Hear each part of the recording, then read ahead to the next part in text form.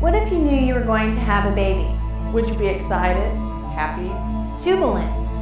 What if after waiting for what seemed like years, your baby was born, but you knew something wasn't quite right? What if your baby was jaundiced? What if your baby's diapers looked different? What if you took your baby to the pediatrician and you found out she had a life-threatening disease that was fatal without treatment?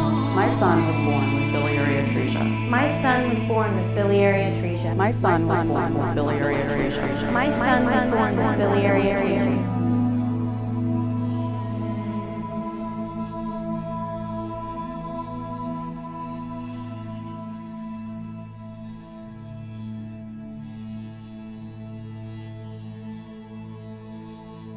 One of the issues that you worry about in this population is something called biliary atresia. And it's interesting because if you think about the system of the bile tract, it starts out in the liver with two tubes that come together, and in that tract it then goes down, it joins a gallbladder, and then goes down through the pancreas into the duodenum. The duodenum is the very beginning of the intestine right behind the stomach. So what that does is it delivers the bile, which then emulsifies the fat. But here's the kicker. What happens if there is a problem with that tract, with that ability to take the bile from the liver where it's produced and deliver it to the intestine? And biliary atresia is sort of like that. The tubes that come out of the liver, that tract called the bile duct, becomes somewhat scarred for reasons that are unclear, whether it was a viral illness, whether it was a congenital anomaly, whether it was because of an autoimmune or the body attacking itself. But for some reason, early on, that bile conduit is blocked. So what happens then? The liver becomes large, you have liver disease, and then you start having a problem with not passing the bile through.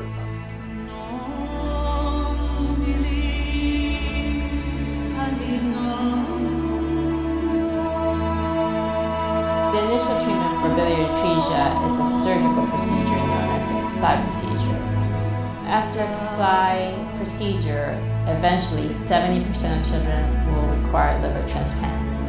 Of these, 50% occur before the age of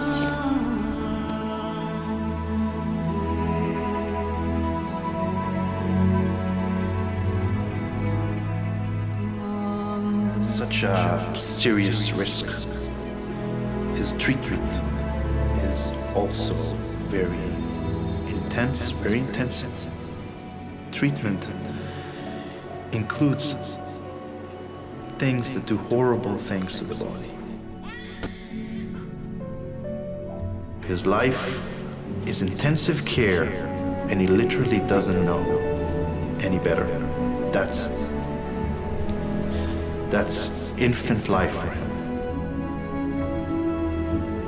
So we can't leave it. How can you leave your baby in pain? You can't. People are not meant to do that.